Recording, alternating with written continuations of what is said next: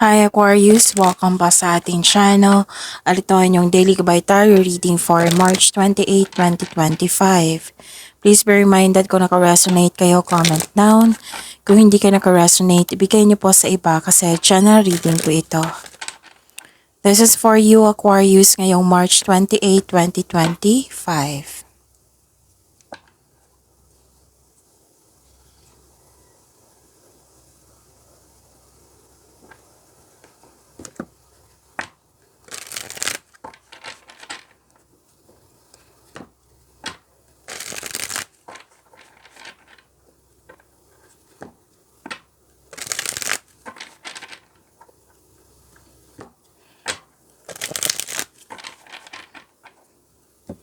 This is for you Aquarius ngayong March 28, 2025.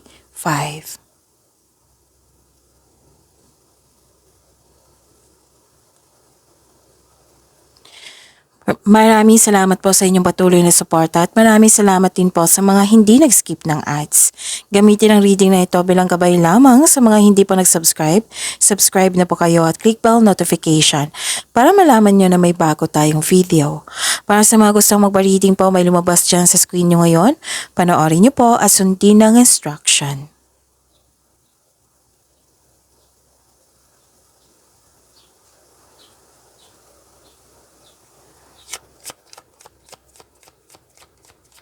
Spirits Guide, mga ganap pa para kay Aquarius ngayong March 28, 2025 ay may 3 cards po.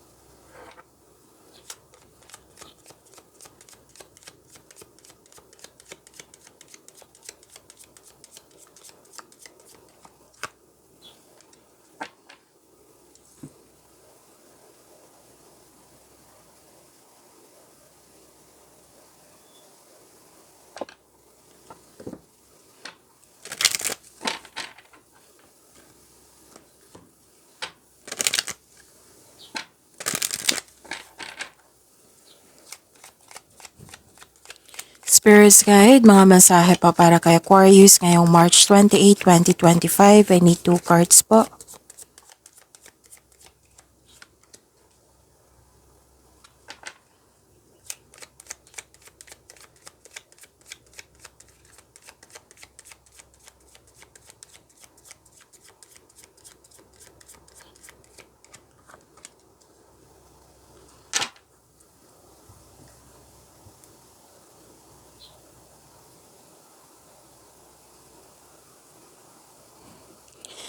Ngayong March 28, 2025 para po kay Aquarius. Iwas kayo ng overthinking po or overanalyzing kasi nakaka-drain po ito ng energy.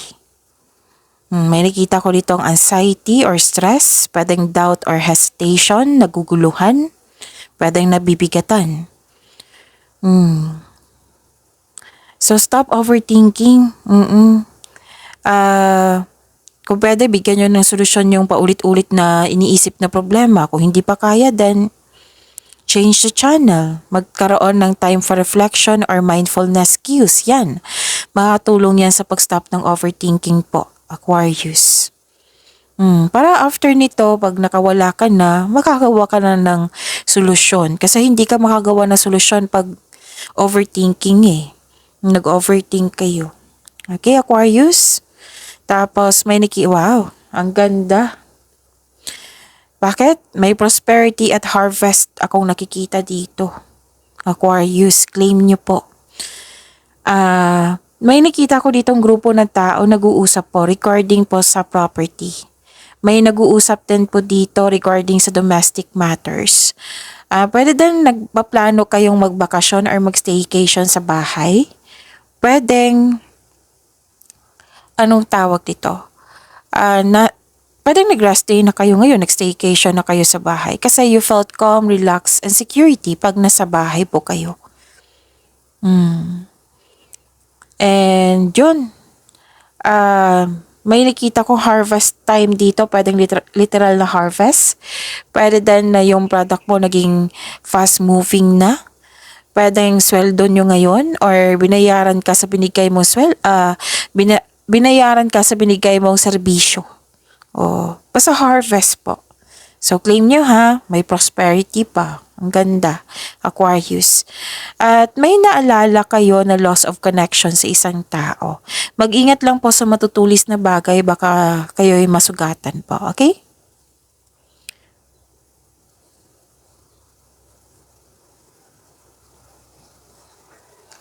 Mensahe po, wow, ang ganda nito. Aquarius, kasi nag-clarify siya dito sa inyong card na may harvest. So, sabi po dito, honor your own time of harvest. See? Offer your gifts and blessings as service to the greater good. Ang ganda. Gifts, blessings, harvest. Claim nyo po. Claim nyo po, Aquarius. Ang ganda. And, ganda. Tingnan nyo. Your success is now at hand. See? Claim nyo po. Allow the abundance to flow to you effortlessly. Success, abundance. Oh, allow the abundance to flow to you effortlessly. Ang ganda naman. Claim nyo po, Aquarius.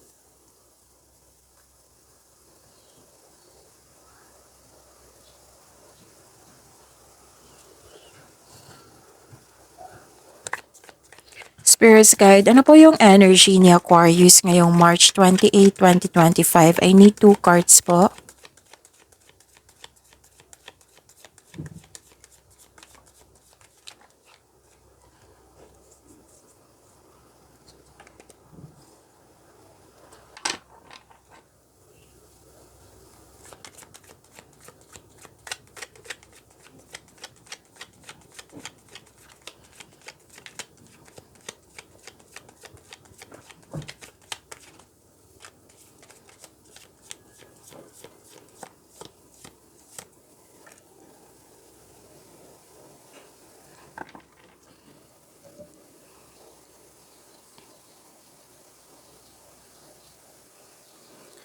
Kung may narinig kayo or may nakita kayong repeating message, meaning to say, pinupush ng cards na yan, kasi ang ilan sa inyo hindi pa binigyan ng atensyon.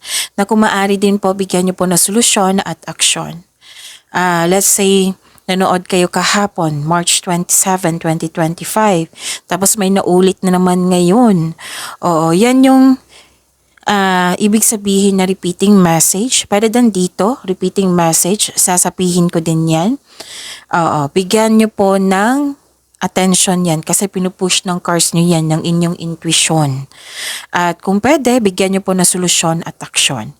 Remember Aquarius, at the end of the day, alam mo na ikaw lang taong may kakayahan at responsable na gumawa na sarili mong katotohanan at kinabukasan. So ano yung energy ni Aquarius?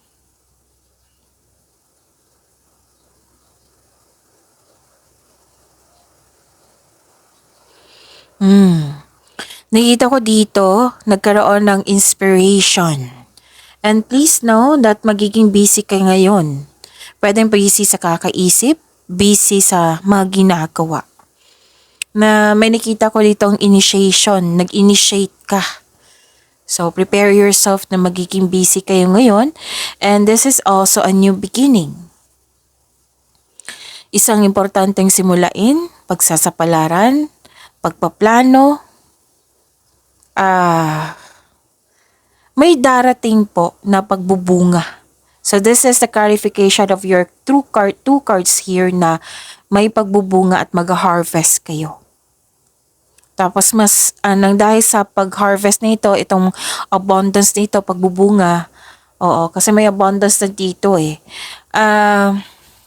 Na which is lumabas sa inyong tarot cards. So this is oracle cards and tarot cards.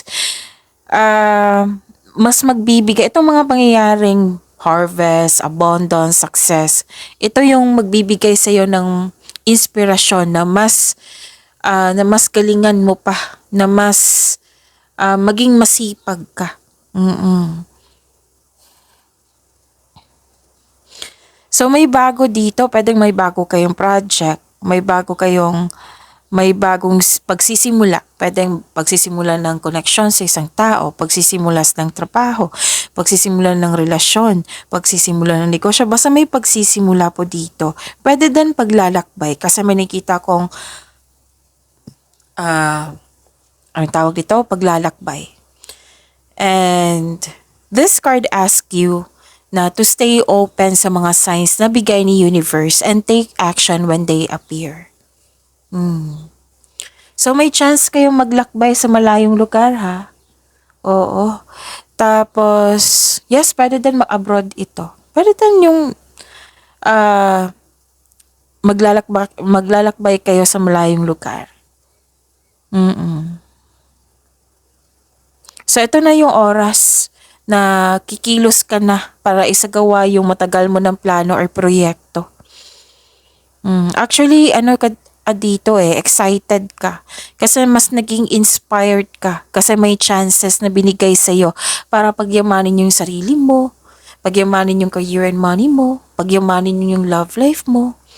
So, naging masipag ka at mas naging creative. At nang dahil ito, mapapansin ka ng mga kasamahan mo.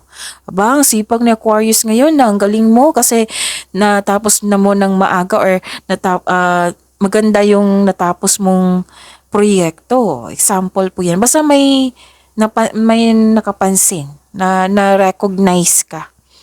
At yan. So yung sabi ko sa inyo, pagbubunga din ito, harvest.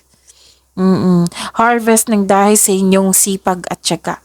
So, ang dahil sa resulta sa inyong sipag at tiyaga, mas naging inspired kayo at mas naging masipag kayo. Yan.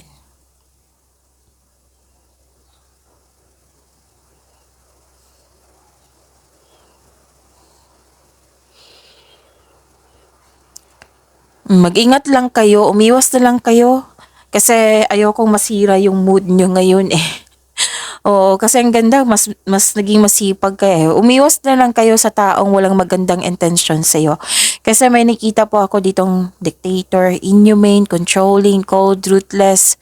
Hindi siya nagsasabi ng totoo sa'yo. It might be, wag mo na lang ituloy yan. Masyadong nega yung tao na instead, nakikita niya, excited ka, sa mga pagbabago, sa bagong ginagawa mo.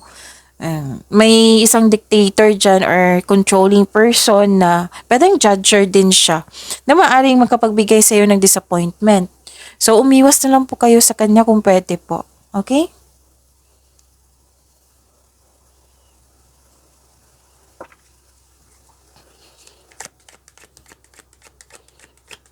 Spirits Guide, Career and Money po na Aquarius ngayong March 28, 2025. I need 2 cards po.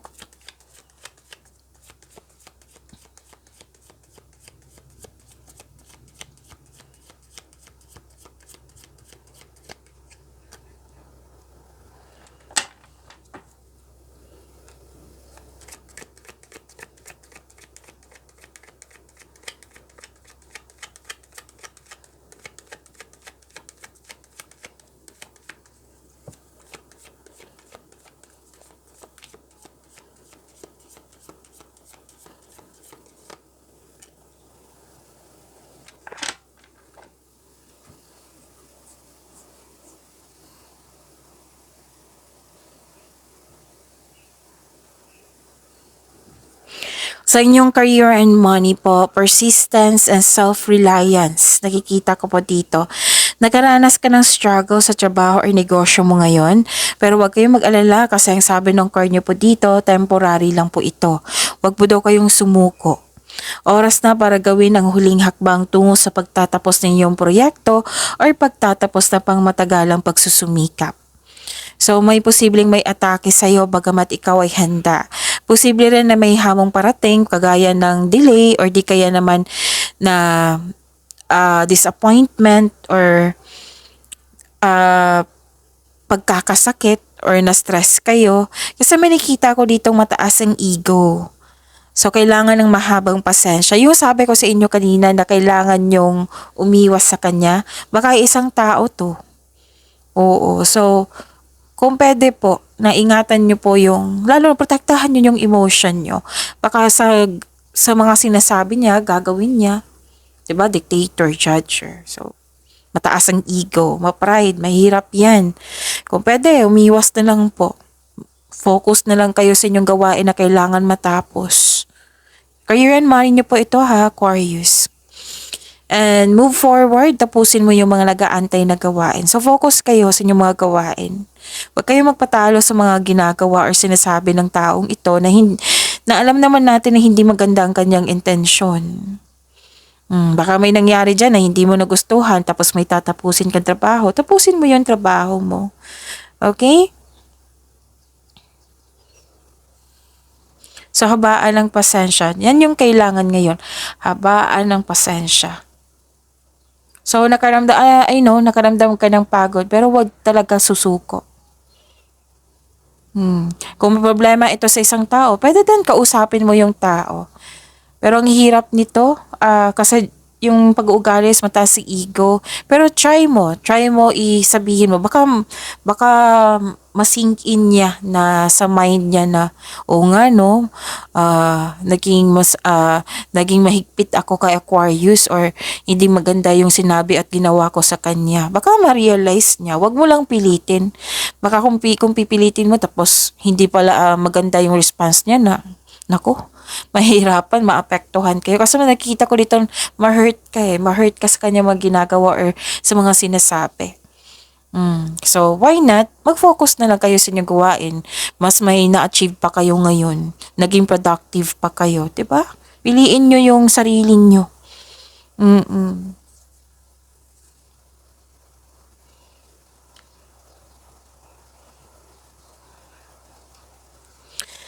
Okay. Tatlong card na po mismo nagsabi dito na hindi talaga magandang treatment niya. Maaaring maapektuhan talaga yung masaktan ka sa kanyang mga ginagawa or salita. Mag-ingat kayo sa taong masakit kung magsalita. Or na maaaring sa na kanyang mga ginagawa or sa na-receive mong information na makapagbigay sa iyo ng disappointment. Nakikita ko dito na makaapekto talaga to sa inyong mga ginagawa. Hindi mo alam kung kailan susugod o atras sa isang hamon. At may sabi ang card niyo po dito na galingan niyo po daw sa paggawa ng plano. Kasi nakikita ko dito na nagpabaya sa plano. So kung hindi pa ito nangyari, galingan niyo po. Gamitin niyo po yung talino niyo, experiences niyo para makagawa kayo ng matibay na plano. Basta wag po daw kayo magpabaya, sabi po ng card.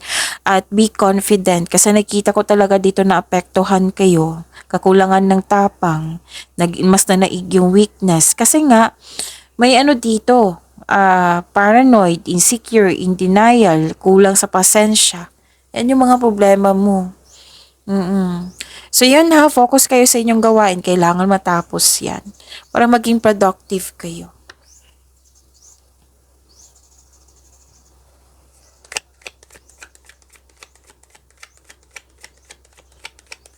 Spirits guide, love, life, self-love, partnership, and romance ni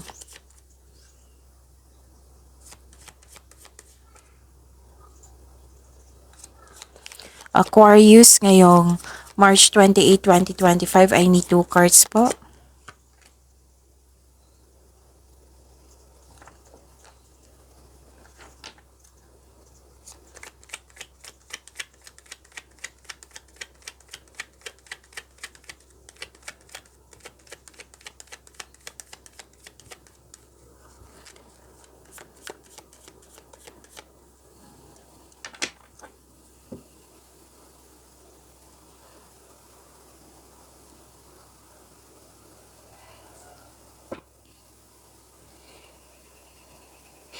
Maraming salamat po sa patuloy na tiwala at suporta sa ating channel.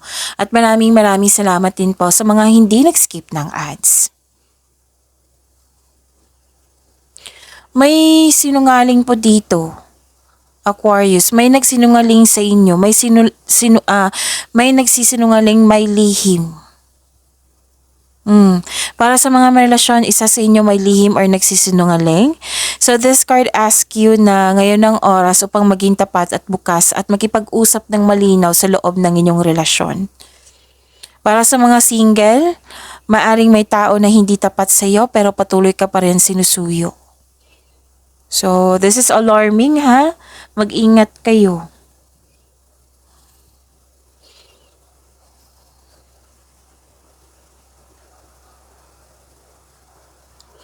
Nakita ko rin dito, Aquarius, na nagkaroon po ng, okay, it might be, okay. May isang sitwasyon din dito na magkakaroon siya ng emotional stability and empathy. Sa mga single dito, may parating sa inyo na very stable na at emotional intelligent.